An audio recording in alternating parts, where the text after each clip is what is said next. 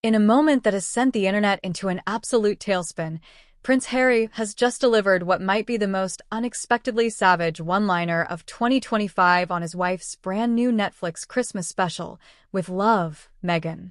The Duke of Sussex, aged 41, made his very first speaking appearance across all seasons of the lifestyle series, and he used it to publicly declare, with a cheeky grin, that Meghan's gumbo will always play second fiddle to the version made by her mother, Doria Ragland.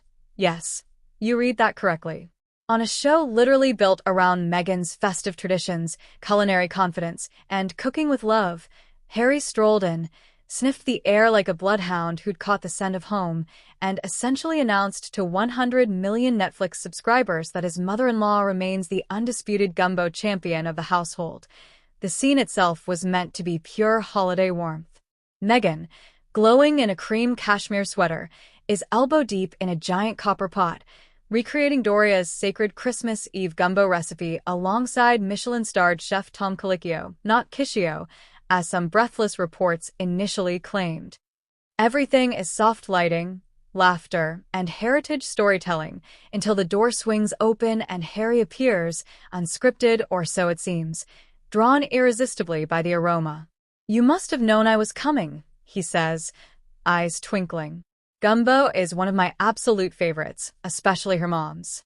Then, with the precision of a man who knows exactly what he's doing, he adds, "But before the fish goes in," a line that only true gumbo connoisseurs will recognize as high-level culinary shade, implying Doria's timing and technique are superior. He proceeds to taste the version Meghan and Colicchio have been laboring over, an extra spicy rendition, and dramatically clutches his head, declaring, "I can feel it puncturing through the top of my skull." Everyone laughs. It's adorable. And then, without missing a beat, he doubles down. "Still prefer her mom's, though." Cue the collective internet gasp. Within minutes, social media erupted. #HarryRoastsMeghan trended worldwide. Memes of Doria wearing a crown made of shrimp and andouille sausage flooded timelines. Royal commentators who have spent years dissecting every Sussex eyebrow raise suddenly found themselves with a banquet of new material. Was this harmless marital banter? A deliberate attempt to seem relatable? Or the most gloriously passive-aggressive cooking critique ever committed to film? What makes the moment so deliciously complicated is the context. This is not just any cooking show. It is Meghan's big return to Netflix after the polarizing 2022 special that left some viewers cringing over jam recipes and curated children's anecdotes. With Love, Meghan was billed as the Duchess finally getting to show the world her authentic, cozy, domestic self. And on the very first Christmas episode, her husband waltzes in and publicly ranks her second best at the one dish she has repeatedly described as the heart of her family's holiday tradition. The subtext is richer than the roux. For supporters, it's peak, normal couple energy. Look how secure they are. Harry can tease Meghan because their marriage is rock solid. He's not afraid of a little kitchen ribbing. It humanizes them both. Proof that even in their Montecito mansion, they bicker over whose mom makes better gumbo, just like the rest of us. Some fans even praised it as a clever marketing move. Nothing sells relatability like a handsome prince playfully dunking on his wife's cooking on global television. Critics, however, were less charitable. Many saw it as a rare public misstep from Harry, accidentally or not, undermining the entire premise of a show built around Meghan's lifestyle brand. Why choose your wife's big moment to remind the planet that her mother cooks the family's signature dish better?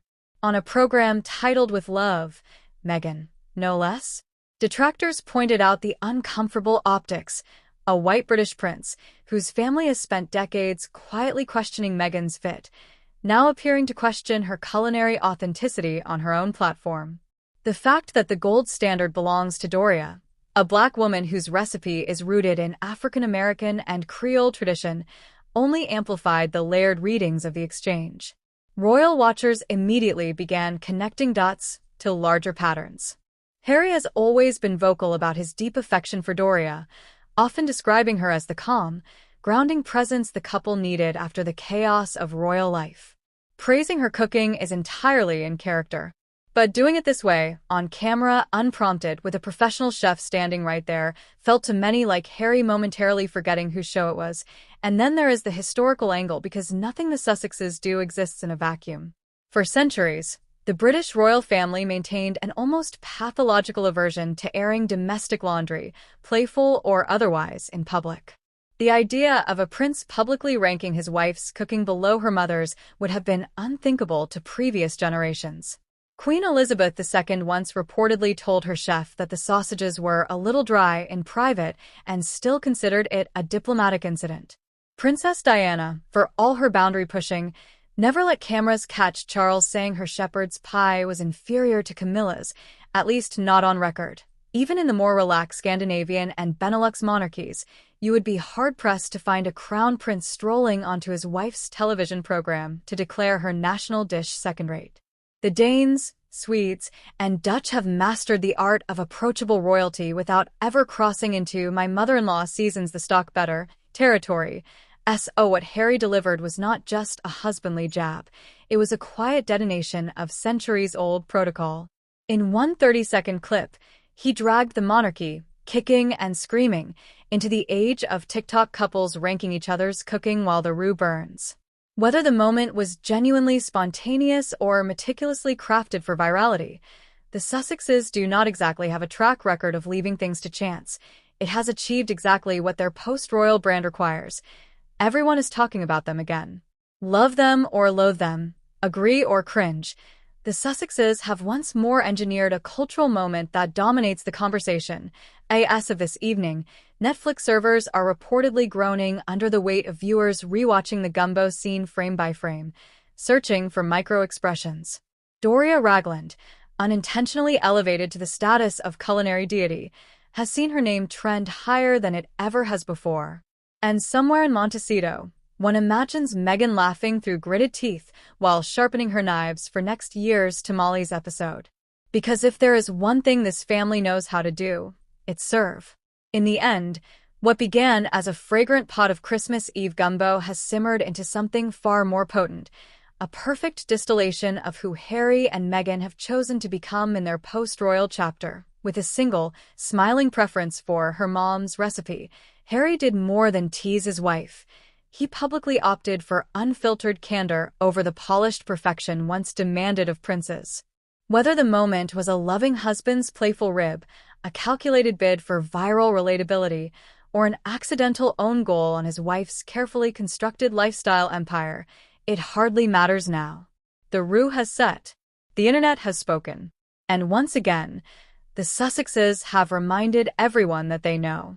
Longer play by the old rules of Buckingham Palace. They play by the only rule that still counts in their new world. Keep them watching, keep them talking, keep them tasting the drama, one controversial spoonful at a time. Doria's gumbo reigns supreme today. But tomorrow, the crown for turning a family recipe into global spectacle belongs, indisputably, to Harry and Meghan.